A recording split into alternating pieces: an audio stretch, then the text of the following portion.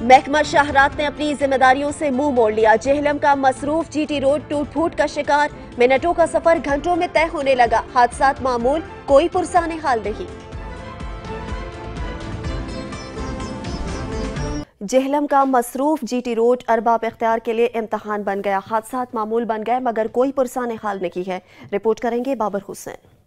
جہلم کا اولڈ جی T road شاندار چوک سے لے کے جادہ چوک تک انتہائی خستہ حال ہو چکا ہے۔ جگہ جگہ گڑھے پڑ چکے ہیں اور یہاں پہ حادثات معمول بن گئے۔ لوگوں کی قیمتی موٹر سائیکل اور گاڑیاں یہاں پہ تباہ ہو رہی ہیں۔ اہل علاقہ کا کہنا ہے کہ عرصہ دراز سے اس مصروف ترین روڈ کو نہ تو ریپیئر کروایا گیا اور نہ ہی اس روڈ کو سر نو تعمیر کرنے کے لیے کوئی اقدامات کیے گئے ہیں۔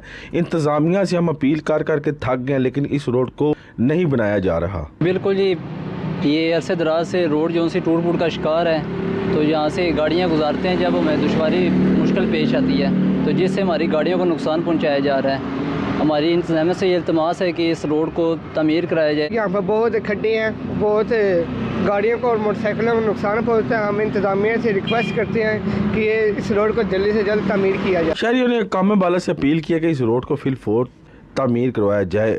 کیمرہ مین حسنین علی کے ساتھ بابر حسین، سچ نیوز، جہلم۔